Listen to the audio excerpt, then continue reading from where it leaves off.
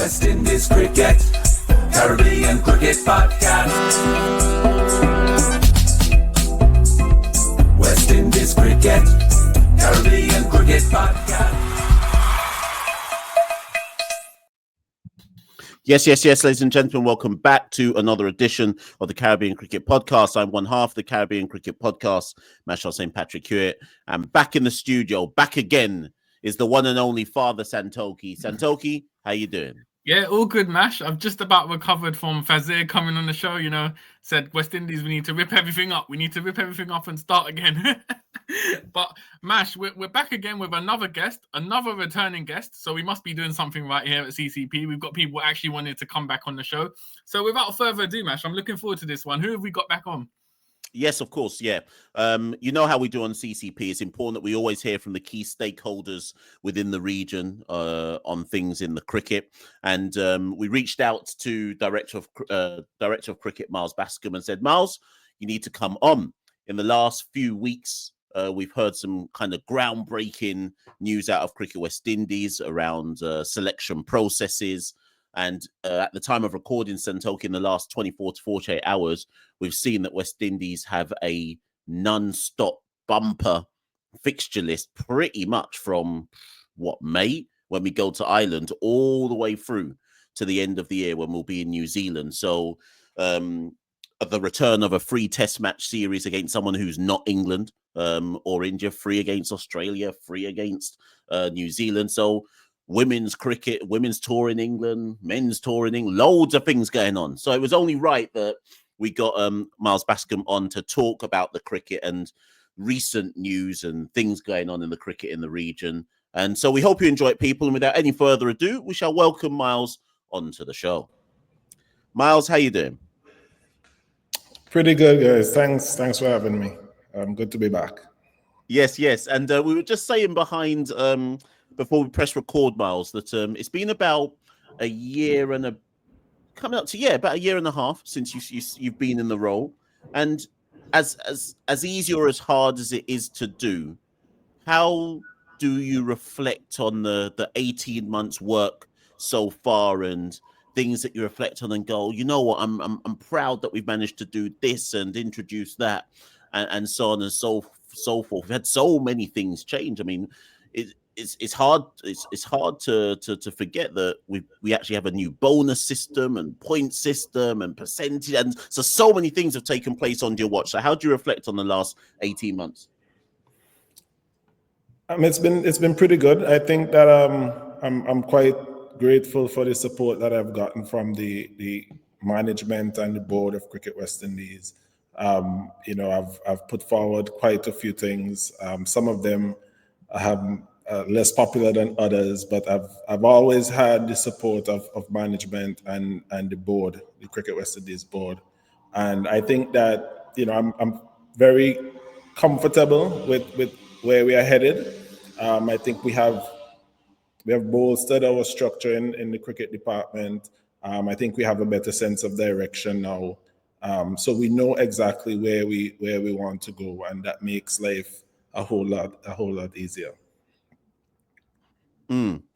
Santoki, sorry. Yeah, and so Miles, we had the announcement from Cricket West Indies. You've unveiled a groundbreaking data-driven scouting system which will influence selections. Now, obviously, previously we've been used to sort of the three-person selection panel, but it looks like this new sort of system, we've almost got like a pyramid system, starting with scouts, territorial talent identifiers, senior talent managers, and then eventually the head coach.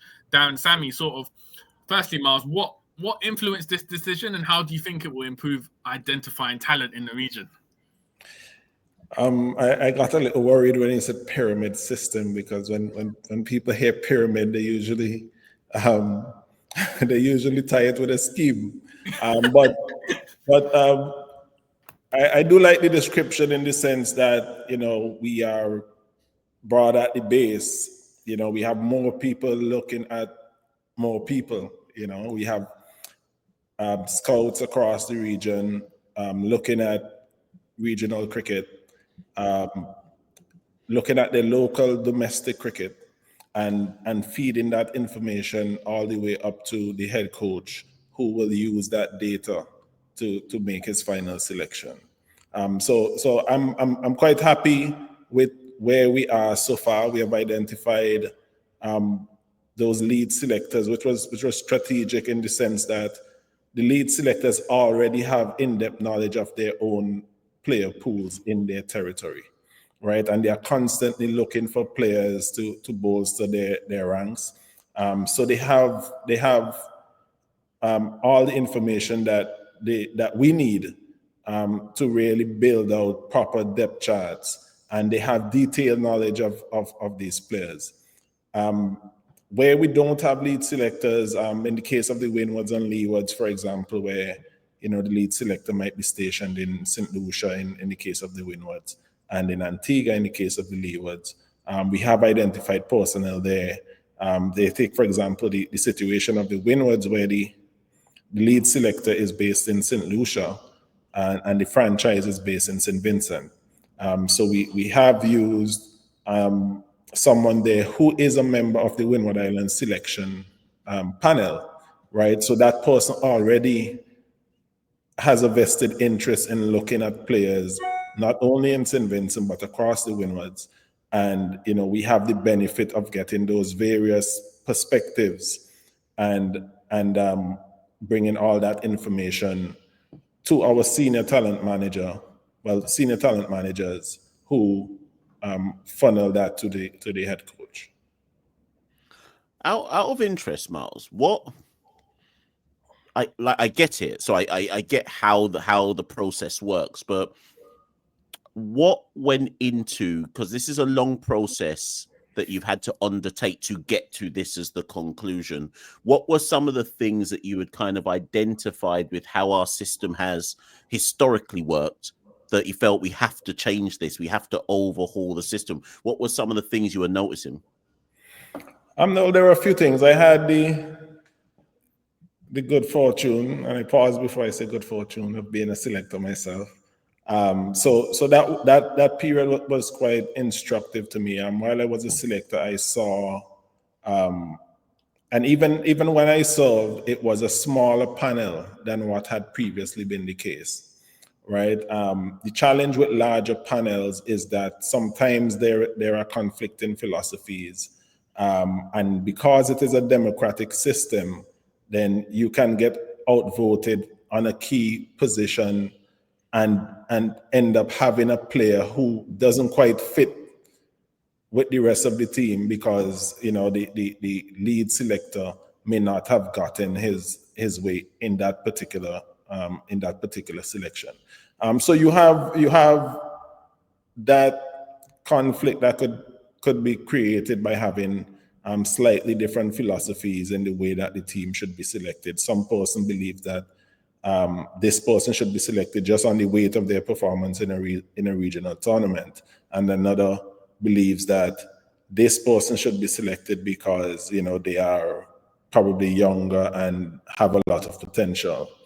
And in some cases, the overarching objective could be lost or put aside in favor of coming to a consensus and having a final squad ready for submission. And there is also the challenge of where the accountability lies, right? So you have a selection panel that potentially could outvote a coach, right, based on the democratic process. And then the coach has to take that team and execute his game plans. And so long as the coach does not get the players that he thinks that he should have had, he will always have that. There will always be that bit of tension that is there in terms of being held accountable for performances while not getting your first choice players for whichever reasons you put forward. So what I like about this system is that it allows the coach to sort of definitely have that accountability, that final say, but then there is still accountability in the fact that there is a huge amount of data that comes to that coach, and that coach has to present beforehand, before selection, that coach has to present a strategy, what it is that we are going to try to do as a team in Pakistan, right? Or what it is that we're trying to do at home against Bangladesh. And then that strategy then feeds, that strategy is what then determines which players and which roles are necessary, which skill sets are necessary. And then it's a far easier proposition now, because you're just choosing of all the available players, which ones fit best this role that is required for this particular series. Indeed, I hear that. And as you were talking, I was thinking, so I'm not saying England have a similar system, but they've certainly gone to a system where accountability essentially lies with Brendan McCullum, looking at who are the players that he wants for the roles within the test, the white ball squads, etc. I'm not saying was it a case of looking at England, but was it a case of looking at what is working or what the current trends are in world cricket as well? Or was it solely looking at the system in the Caribbean, system within the West Indies, and trying to establish what works best for us now? It's a combination of both, really. You look at what is happening around the world, and it's not just England and cricket. It's football, it's professional sport on a whole. And of course, when we look at our players, we very rarely find that we have players who are very good across formats and across conditions, but we have some who are very good in some conditions. And it is in our best interest, I think, that we have the best players in the given for the given conditions, right? So it feeds into, it comes from what has happened across the globe in professional sport, as well as what suits our player pool in the state that it is in currently. And I think that it will work better than what we had in place previously. When you unveiled Darren Sammy as the test coach, there was an emphasis placed on you don't want to sort of pigeonhole players anymore as this guy's a red ball player, this guy's a white ball player. So obviously with this analytic system coming into place for the West Indies Championship, what are you gonna? Will this have more weight? Would the West Indies Championship still have more weighting on test selections? And how will you, in terms of looking at white ball players who could adjust to red ball cricket, what sort of data or system are you going to use to see if they can make the transition if they aren't playing in the Championship at the moment? Well, the West Indies Championship would still have. I would say it has the same amount of weight, or probably even more weight now. It's just that the difference would be in how we look at the performances. It is not necessarily going to be just the raw numbers, your average, your aggregate. It is now in that century that was scored, how well did they handle the turning ball? How well did they handle the bouncing ball? Right? And now we are stripping out, we're looking at our players and we are profiling them based on their skill sets. Right? How well did they cope under pressure? Were they able to put pressure back on the bowling unit? Right? Is that their mentality generally, to take the game forward? Right? How well do they rotate the strike against spin? Those kinds of questions are what we are really going to task our scouts to answer. And that is the type of data that we want to be able to accumulate over time. So it's not just that this player scored a century or they scored 70 or 80. It's that, they use their feet against the spinner, they employ the sweep shots, they were innovative, they realized when the momentum was against the team and they soak up pressure for half an hour to an hour. And then, so those are that is the type of information that we are trying to get out of our selectors and build the profile of our players based on those skill sets and attributes, and then use that to determine who fits best in the role, given the strategy that we're going to employ on tour. In line with Darren Sammy, so obviously Darren has been, I think it's same time as you, roughly speaking, but he's been head coach now for the white ball sides, I think just before the World Cup qualifiers, so 2023, summer 2023. And he's certainly overseen a turnaround. I don't think this is open for any level of debate. He's overseen a turnaround in the fortunes of the ODI side. I certainly think they're far more competitive than they have been in a long time. Obviously, the T20 side could have made it to the World Cup semi-finals, but for a kind of small defeat to South Africa in what is effectively a knockout game. And they're ranked obviously 4th, 5th in the world in terms of T20.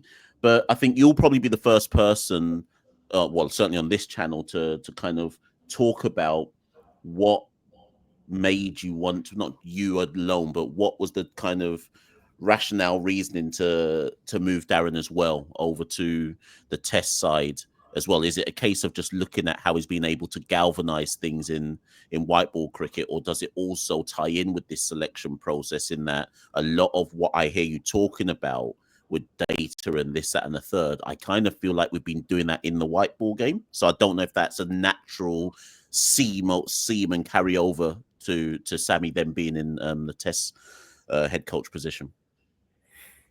Yes, it's I could say probably all of the above, in the sense that Darren, what he has done well in my estimation is that he has been very clear. He has been very clear with the players. What he has done in T20, he sat with his analysts. He looked at what the top teams in T20 cricket were doing across the power play, in the middle overs and the end, and then compared that to what we were doing. And then it started to become obvious. I mean, we could see it. Obviously, we know that we were struggling in the middle overs. We were not picking up singles. But beyond that, it was spin bowling giving us a lot of trouble. And and then he made the adjustment. So the move of Nicholas Puran coming into the number 3 slot, just out of probably at the back end of the power play and coming out of the power play. And he was very effective there for a long time, which made it very difficult for spinners to really keep us bogged down in that period. Obviously, we know how prolific he is against spin when he gets going. And it was a lot of small things like that aligned with the data that started to show that even with the resources that we did have, that we could play a little bit have a more structured plan, guided by the data, and then obviously when we started to see results, then players were keen to buy into that type of mindset, and he has effectively done the same thing in ODI cricket, right? And we are starting to see the results from that as well. So that is basically what we want. That is the way we want to approach Test cricket as well. Darren has had some success doing it in T20s and ODIs, and we expect that he can do something similar, of course, with our support, and we will have that alignment pretty much across the system. What we have already seen happening as well is that is also trickling down to the regional level. Which is really where we want it to happen. We want it to go down to the regional level, down to the age group level, and then pretty soon it starts to become part of our culture and mindset. And that is when I think we would really start to see really good results. I'm glad you just mentioned the domestic comps. Since you introduced, so we can go across both of them here, Super 50, and obviously currently we've got the West Indies Championship going on as we speak.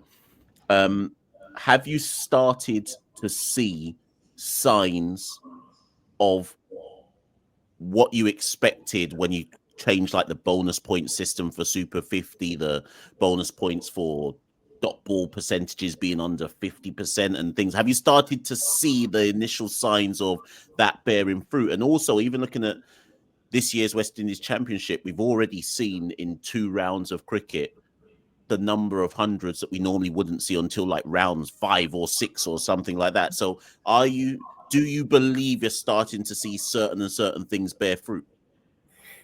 Yes, in the first instance of the Super 50, the bonus point system came out just before, not very long before the start of the tournament. We knew that it was impractical to expect to see real tangible change. But what we hoped was that, we could start to see some intent around looking for those bonus points. And then we expected that coming out of that, in preparation for the Super 50 that would have just gone, that teams would have been a lot more strategic about how they go for those bonus points, which would inevitably trickle down into the way they train and the way they prepare. So in the last Super 50, we definitely saw a lot more intent around getting those bonus points. We saw, I think it definitely in the 2 semifinals, we saw 300 plus scores. And we saw a turnaround even at that Brian Lara facility where, you bat first and, the team batting second would almost chase down whatever it is that the team batting first got, right? Which forced teams to really go hard batting first. And we saw that teams batting first were able to get over 300. I see Santoki smiling. Look, he seems to plan to ask me a question about Super 50, but I'm pretty sure we'll get there. But definitely we have seen the changes, and even in the West Indies Championship, while I am cautious about the scores that we've seen so far, because you should be aware that for the first block of the Super 50, for the first block of the West Indies Championship, we are using Kookaburra balls. Right. And similarly in the county championship, I think we saw they did something similar. Yeah. And it was a run. It was also a run fest in that period. So I'm waiting to reserve my thoughts about the batting so far until I see how, we respond when we go back to our regular Duke's ball. Miles, just to jump in there, what was the rationale for using Kookaburra? Was it to help the batting, or is it just to expose them to the ball for like away series and so on and so forth? Correct. So we have a number of teams that use Kookaburra exclusively, and we use Dukes. So what we found is that the Kookaburra ball definitely does a lot less than the Duke's ball would do in our conditions. So our bowlers have been challenged, in conditions where there's not a lot happening, where you need to be a little bit more patient, you need to be more consistent. So, we didn't want that a player going into an away tour, for example. I mean, we have India away, we have New Zealand away. Going into an away tour for the first time, they're using a Kookaburra ball, and then they are surprised by the lack of assistance that they might get, or just by the way the ball feels in their hand. So we wanted to ensure that we did provide, that opportunity for players, and that was the same mindset around, having the day-night pink ball matches as well. Mm-hmm. Miles, firstly, I'll say I'm disappointed. All of these names in the scouting pyramid, and no room for Mashel Hewitt. I was expecting to see his name in the press release. But Mashel did a video this week. It was a really interesting one on the diaspora. So cricketers who are born in England but of West Indian origin. So Daniel Bell-Drummond, for instance, Emilio Gay, both have a Caribbean background. Since you've taken over as director of cricket, has that been something that's been attempted, trying to engage those who might not necessarily be born in the region, but have a Caribbean background, in terms of getting them to play for the West Indies? We've seen the reverse, where Jofra Archer, Jacob Bethel play for England. Has that ever been an approach from Cricket West Indies, or at least been attempted? No, it hasn't to this point, but we are in the process of looking at an entire strategy around recruitment, which would involve recruiting players at an earlier age and recruiting players who have skills in other sports. We have seen that a lot of players in other teams, I think women teams in particular, draw players from field hockey.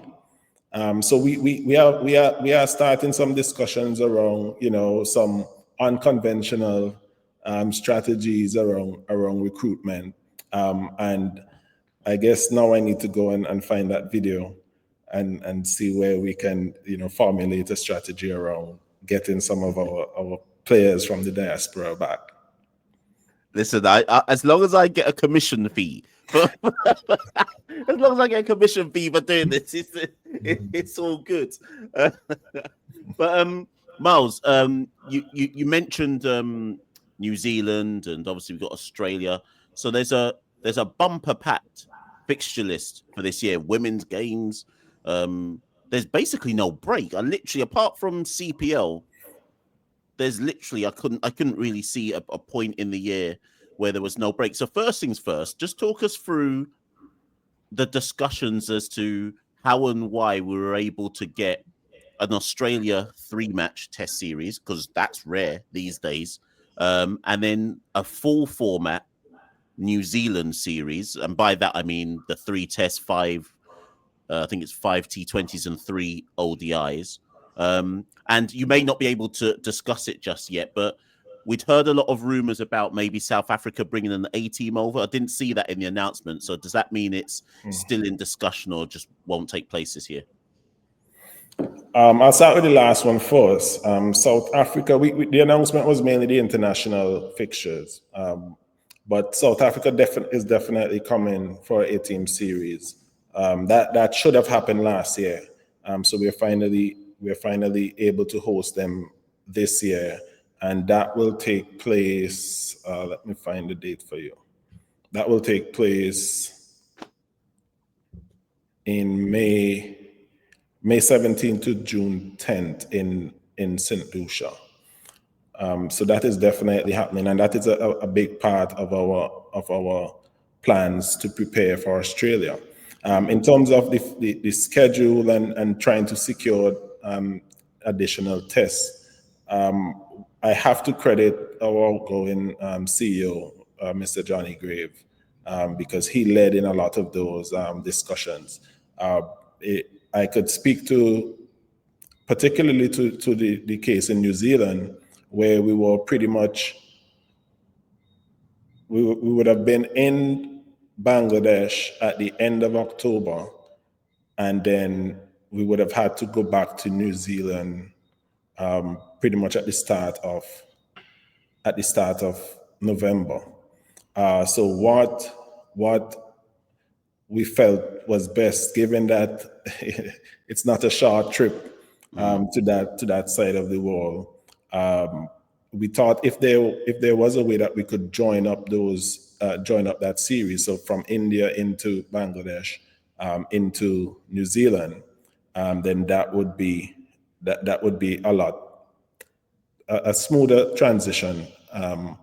So what initially we had a 2-match test series. So I think we were able to add, and New Zealand cricket, of course, was critical in allowing us to do that as well.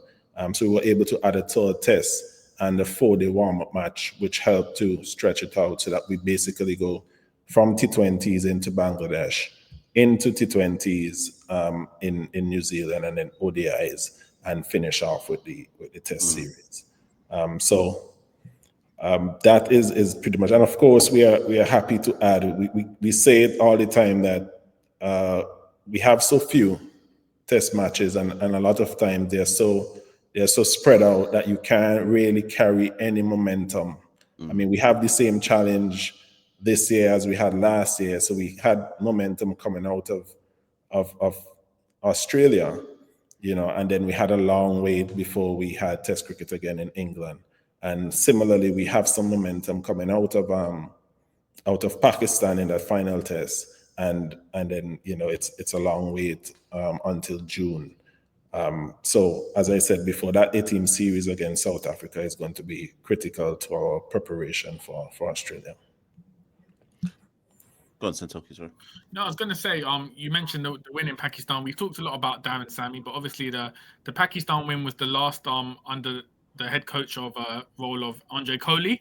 He's someone who joined, I think, slightly before you would have taken over as director of cricket as head coach, but he's obviously worked in the region. He's put in the years in the region, working at all age levels. Sort of, obviously, results were inconsistent from a fan point of view. There were ups and downs, but he gave us, the win at the Gabba, the miracle at Multan. How would you sort of comment on Coley's role and impact on the side and the test side and the players? And also, are you keen to keep him working in the region? And in what capacity has that been sort of discussed with him? Yeah, Andre, as I would always say, Andre is a quality coach, and he has done some good work with the test team. Very organized, and is very much aligned to what we want to do and where we want to go. So the shift. We discussed it very early on. We knew where the test team was. We didn't expect to be winning 8 out of 10 test matches necessarily. So it's not so much around the performance of the team, the results, but more so, as I mentioned, that we felt that given what Darren was able to do in a relatively short time with the T20 team and with the ODI team, that we saw that there was a process there that pretty much bore fruits, right? And we wanted to continue with that. If we can keep Andre, I mean, he is head coach quality, and I'm sure that he will be sought after. But definitely, if we can keep him, we are going to try our best to engage him, because we know that he still has a lot to pass on to our players. Just a couple, or just a few more before we wrap up, Miles. Something that I don't remember if it was the last time you came on the show, but I think it might have been. But what's just a couple of things that I just want to touch on? So we've seen spin camps. I think we saw I swear we saw an umpires camp recently. I could be making it up in my head, but I think I saw something about that. So there's a couple of areas that I think would be important for people to hear about. So whether it be not umpires, I think it was pitch curation. So where are we at with regards to pitches? I think the last time I spoke to you about it, you said certain pitches ahead of the World Cup were getting relayed. I think one of them was at Arnos Vale, to be fair. What's the assessment of pitch quality and what you do or don't want to do around the region? So we did have during the World Cup pretty much a roving type of caravan, going around trying to do some work, upskilling the curators around the region. What we want to do is to turn that into a certification program, and have it as ongoing education, effectively continue to stay on the forefront of what is happening scientifically around pitch and outfield curation. So we are working towards that. We obviously still have challenges, but we have seen, for example, the Brian Lara pitch was relayed, and after the initial hiccups, I'm sure we remember that World Cup semi-final that we love to forget. When you look at the Super 50, when you look at that warm-up match against South Africa prior to the Test series, it has settled down. It's a joy. It's a joy for batsmen, and still has enough in it for bowlers as well. And similarly in Arnos Vale, the series against Bangladesh, there was bounce, there was pace, there was spin. The results were not great for us, but I don't think that we can really say that the pitch was the cause of that. And then we have seen now in back-to-back first-class games. We have 100 from Hodge, we have 100 from Cooper, and we could almost count 100 from Jason Mohammed, who keeps churning them out. So we have seen some good results. There was a change in terms of the science around laying the pitches that are to help us retain more control over the results we get from preparing them. But again, it will require a lot of upskilling with the curators that we have around the region, so that we could get to the point where, we know exactly what we are producing. If we want pace and bounce at Queen's Park, we could find a way to get it done. And if we want St. Lucia to be a turn in Dust Bowl, then we could find a way to get it done. And that definitely would help us in fixturing and having probably some more equity in terms of how our fixtures are done. But for the time being, we are still working with the pitches as they are and what they have been able to give to us, and using that as a guide to where we need to play certain opposition. Miles, before I hand over to Santoki to wrap, so now we've seen the spin king Jamel Warrican bowl down Pakistan. What are we saying for Australia? Every single pitch must spin, yes? no pace, just pure spin. Well, the challenge with Australia is that, in Test cricket, even as good as Jamel was, we did have our challenges batting in those conditions as well. And then you prepare for Jamel Warrican as Pakistan prepared for their own spinners, and then you have to contest with a Nathan Lyon. All right, so that is a challenge. And then on the flip side, you prepare for Kimar Roach or Jaden Seals, and then you have to contend with Pat Cummins and well, we know the crowd. So it's tricky, but we know what it is against Australia. We have to play good, top quality cricket, regardless of what the conditions are. And there is no way to really have the conditions be in our favor without favoring them in one way or another. Santoki. Yeah, and I look forward to Jason Mohammed making his Test debut against the Australians this summer. But Miles, it's been an absolute pleasure. Thank you so much for giving up your time and coming on, especially to explain the scouting system. I'm sure a lot of listeners will appreciate that breakdown. And as Mash said, we've got a jam-packed year of cricket coming up. So as West Indian fans, we can look forward to that, and we hope to see, some great and memorable results. So thank you so much, Miles. Pleasure. I think it's been too long. I don't keep up as much as I used to, but sometimes, I definitely, have a laugh with Mash. I do enjoy the program. Sometimes I think that sometimes I think you're spot on. Other times I think that you probably don't have as much information as you need. But I really enjoy your program, and I can say that you're pretty fair as a duo, and we do expect to take licks when licks needs to be taken. Listen, you won't be the first, and you won't be the last person that sometimes wants to rush me with a cricket bat. So it's okay. But listen, Miles, thank you so much, like I say, for giving up your time to come on the show. And we wish, obviously, you and everyone connected with the team and within Cricket West Indies, obviously, all the best. I was about to say over the remainder of the year, but I'm sure you will touch base again as and when there's important things to discuss. But thank you so much for coming on, Miles, and all the best. Sure. Whenever you need me, I'm here. No problem. All right, guys. Take care. Later. So, ladies and gents, that was Miles Bascombe. As ever, Caribbean Cricket Podcast, always bringing on the key stakeholders. Let us know, people. Santoki and I have decided this year that we've gone back to some of the old tried and trusted method where we bring on guests more regularly.